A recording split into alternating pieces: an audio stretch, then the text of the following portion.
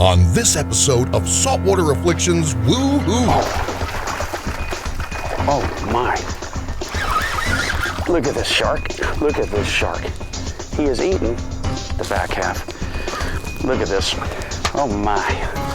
Ladies and gentlemen, how about my very first tarpon? That's too cool. Thank you, Lord.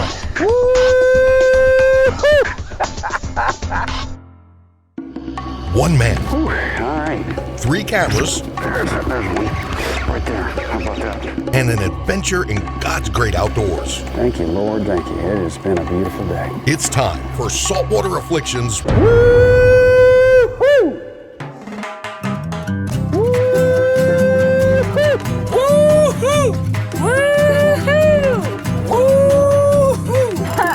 I'm not letting him go. Oh my God.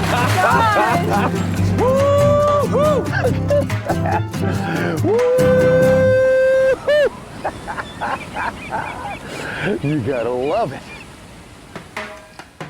You tell me something. Tell me how big that is. Tell me. Lord Almighty.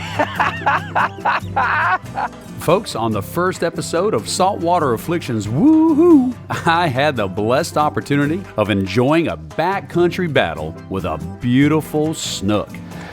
Let me show you if you can see that bait. Look at that.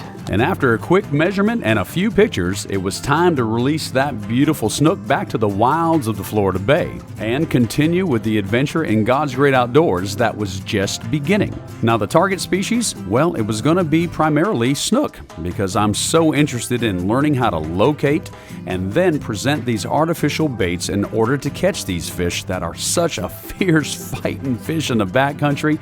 And folks, I've just fallen in love with them. So my focus remained on these shorelines as I cruised up and down key after key looking for another opportunity to catch one of these dandies. And for the next 2 hours, I stayed on that trolling motor, just going really slow, looking in every nook and cranny, trying to locate a snook. And finally, I was able to do just that. Is that a snook?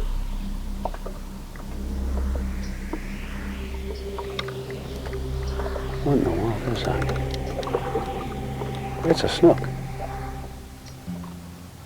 It's a snook, Lord. It's a snook.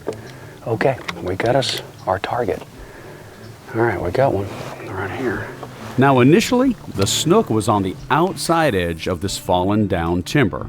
But the first cast that I made to him with my Akuma Ricky Red outfit, well, I just made a bad cast and I threw the lure actually on top of the fish's head and it scared the fish. And the snook retreated and got into a pocket in between all that nasty tangled wood and the shoreline, safe and sound.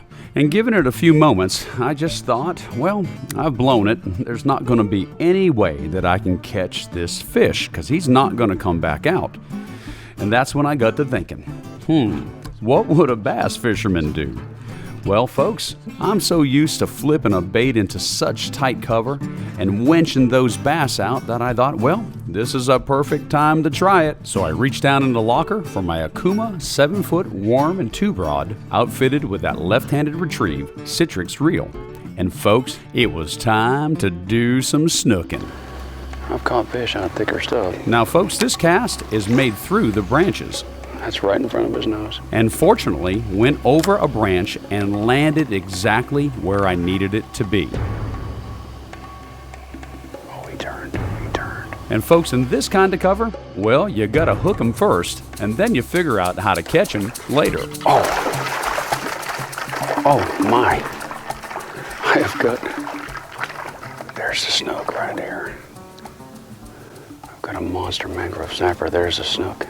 Well, folks, wouldn't you know, after about 25 minutes of spending time trying to get into the right position, picking out the right Akuma rod and reel combo to present that artificial lure to that snook buried in that thick cover, I was finally able to make the cast that enticed the snook to come to the bait. And when I did, a dandy mangrove snapper jumped on that lure. And the snook, well, it came out of that thick cover, swam around the corner, and headed down the shoreline. And here it is in slow motion. The hook set, the splashing of the mangrove snapper, and the snook coming out and swimming around the corner right here. Now folks, this snook wasn't overly spooked, so as he headed away from me down the shoreline, I quickly put my baitcaster down with the mangrove snapper still on the other end, and I grabbed my spinning outfit to make a few Hail Mary casts to that snook that was going away from me. And folks, well, he just wasn't interested, and he disappeared around the corner. And now it was time for me to address this big mangrove snapper that was on the other end of that Akuma worm and tube rod. I made a pitch. You ain't gonna believe how good the pitch was. The pitch was exactly where it needed to be. The snook is right there. Maybe that flushed him out. This fish right here is caught in it. And he's a dandy. Here comes a shark. Look how this fish look how far this is in here. I'll put this down just to show you real quick. Look at him. Look at that fish right there. He's a big one. I threw the snook is right back there, and he's right there. Look at there. There he is. But the snook was right back there. And this one came out and get it. Let me get this fish undone here. I'm making sure I've got a... Come on now. There we go. Come on. Okay. That's a big old mangrove snapper. Whew, look at that fish. Man, he pummeled it too. All right. Get everything good here. That's a big old mangrove snapper right there. He caught himself. Well, after getting this mangrove snapper untangled from all that wood, it was time to move to a new location in search of more snook. And as I was sharing a tip about braided line getting pinched down on your reel after fighting a big fish, well, I had an interesting Mother Nature encounter. And folks, this is what happened. All right, well, the one thing that I'm starting to get better at is seeing these cruising fish. I know that doesn't sound like a big deal to people that do this all the time, but you really gotta get trained on what to look for. I'll give you a little tip also. After fighting a fish that has any kind of strength, braided line will get pinched down into the reel. And it's just the nature of braid. A line will do that in particular, but obviously braid being a material that has a lot of friction when it's tightened down on itself. Uh-oh. Well, what are these? Are you kidding me? It's tarpon. There's 3 tarpon right there. I don't know if I can get to them with what I got, but I'm gonna try it. Look at the tarpon. Now as I grab a different Akuma outfit, the tarpon are in front of the boat swimming from the right to the left, and you're about to see a shark enter the top left picture, right there. Now the tarpon were gonna end up going behind the shark, so I made a lead cast to the front tarpon. And when I did, I didn't see the little school of jack with the shark. Oh, and the jack. And guess what's gonna eat the jack? The shark is gonna eat the jack, and the shark is eating the jack. The jack is trying to get away. This is Mother Nature. Are you kidding me? That shark is gonna eat the jack. He's eating the jack. The shark has got the jack. I gotta get the jack out of the water. Look at this shark. Look at this shark. He has eaten the back half. Look at this. Look at that. Daggum. He's right here. Sorry, buddy. Watch this.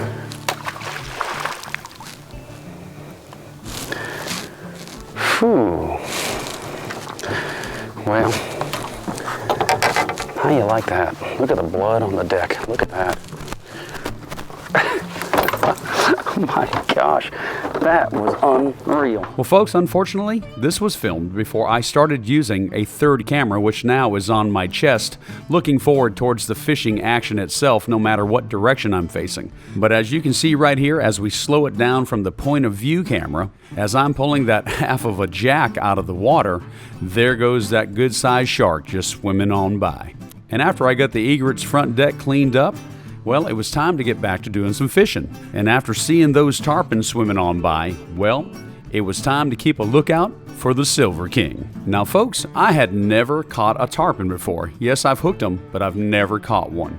So I was really hoping that I could end this day by putting my hands on one of the most popular game fish in all the Florida Keys. And as I looked up in front of me, well, there they were.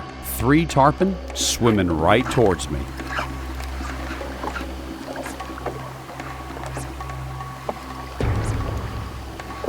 Tarpon.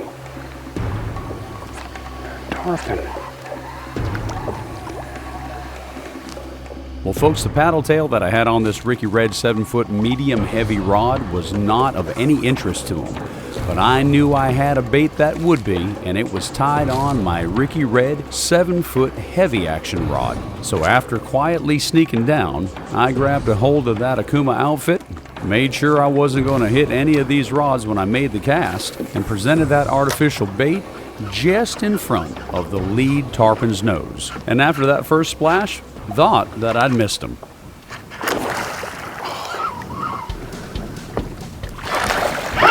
No way! I'm hooked. No way! No way! No way!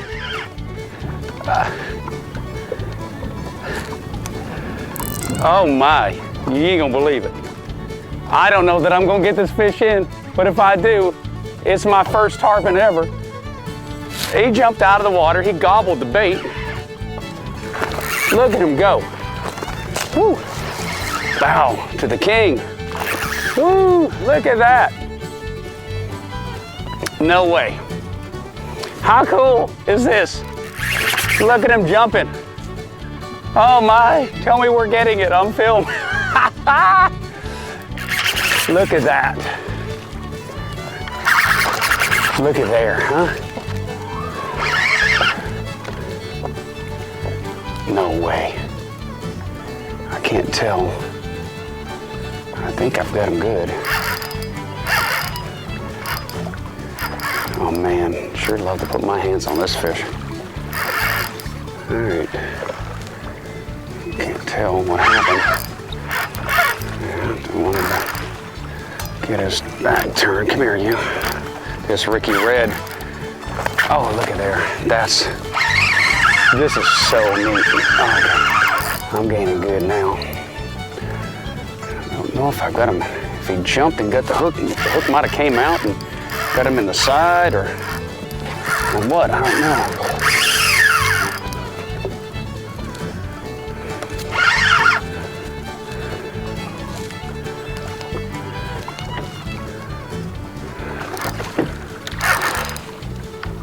I think we can get him here. Man, how cool is this? Just gonna wear him down. I can't tell if he's hooked around his fin or something's happened here. Yeah, something's happened, all right. Now look at here. Look at here. Are you here? Tell me where you're hooked. Oh, he saw the boat. All right, let's see what happens here. Let's see what happens. I don't know. Oh, no. Man, so much for that. Just keep him going here because he's not ready. Oh, you know what? I think the hook did get him. Kind of maybe foul hook. Oh, I see. If the hook had come out, I see what happened. I don't know. The hook came out of his mouth because he swatted at it. Yeah.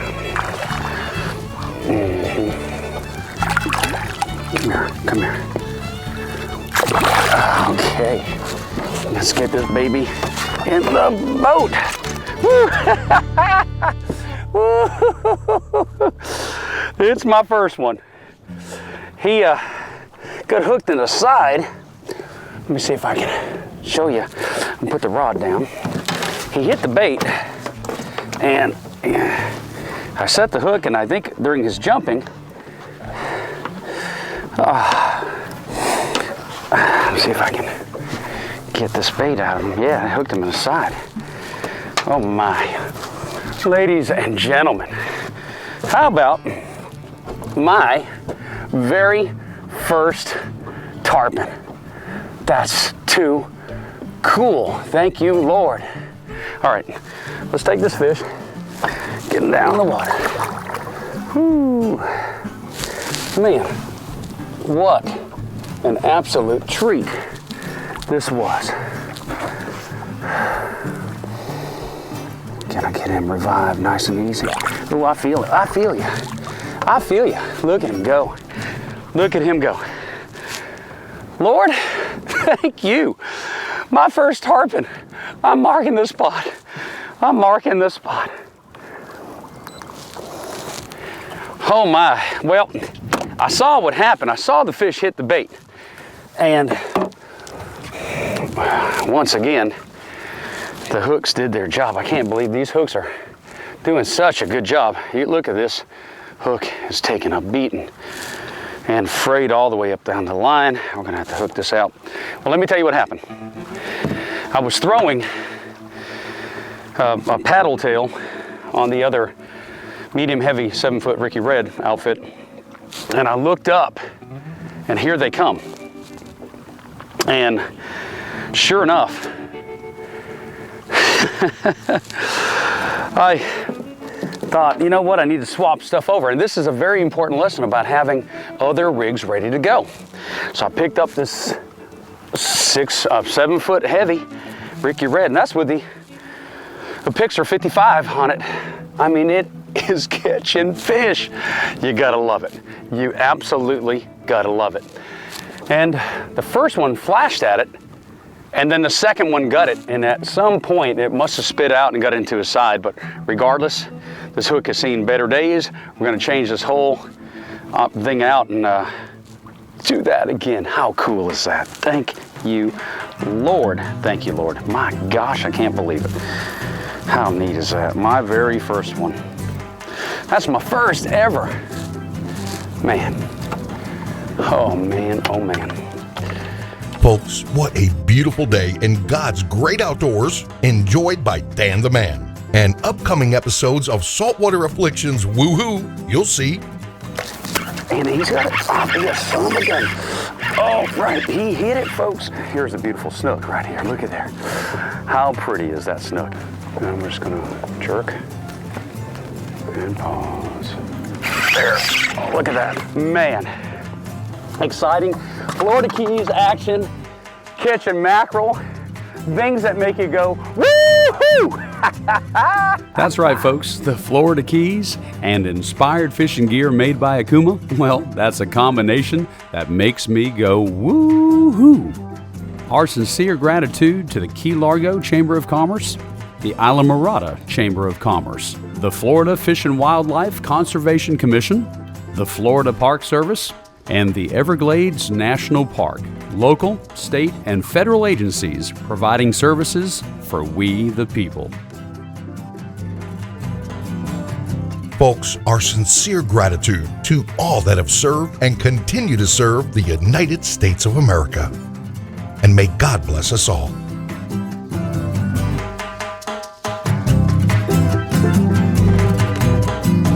This is Joey Naples, your king of cool, living and loving in paradise, right here in the beautiful Florida Keys. I sincerely hope you join us for the next exciting adventure in God's great outdoors with Dan the Man, right here on Saltwater Afflictions.